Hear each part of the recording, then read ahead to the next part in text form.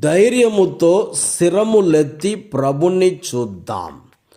లూకా 21:20-28. నేటి సువార్తలో మనం మనుష్య కుమారుని పునరాగమనము గురించి ఆలకిస్తూ ఉన్నాము.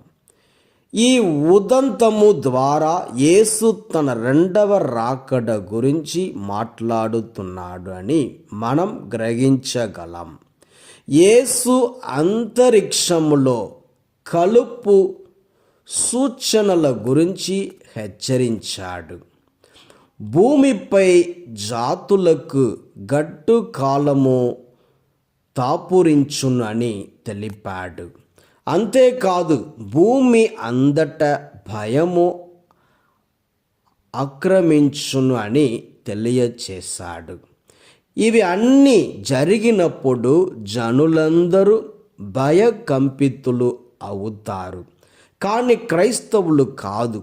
క్రీస్తుని నమ్ముకొని అనుసరించి జీవించువారు కారు. వారు మాత్రం ధైర్యముతో ఆత్మవిశ్వాసముతో నిలబడతారు. ఎందుకంటే వారు వీటిని ముందుగానే పసిగట్టి తమ జీవితములను దేవునికి సమర్పించుకొని జీవించారు కాబట్టి వీరి జీవితము వినాశనమునకు గురి కాదు.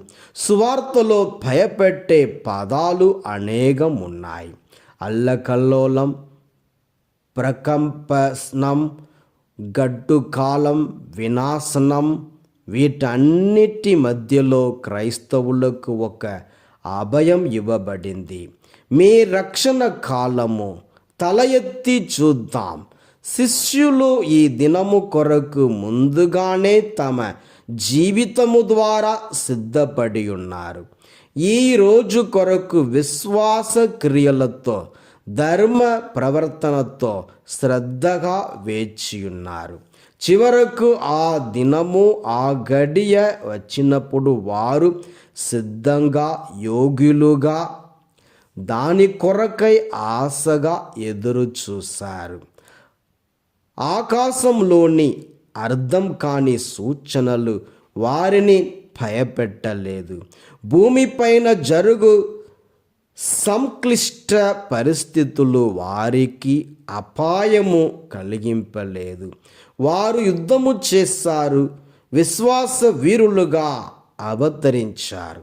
మహిమతో, శక్తితో వేంచేయనున్న క్రీస్తును కలుసుకొనుటకై వారు అర్హత సాధించారు.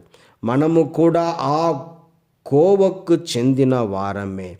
విశ్వాస అనుమానాలను పెగిలించి అజ్ఞాన చీకటి నుండి వెలుపలికి రావాలి. సాతాను సంఖ్యలను త్రంచి సిలువ సాక్షులంగా బయటకు రావాలి. అప్పుడు మనకు భయం ఉండదు. అప్పుడు మనం ఎటువంటి అవకాశమును కోల్పోలేము. మన ప్రభువును కలుసుకొనుటకు మనం సంసిద్ధులం కాగలం. ఆనందంతో, నిరీక్షణతో మన శిరములను పైకెత్తుదాం. దేవుడు మనల్ని దీవించును గాక. ఆమేన్.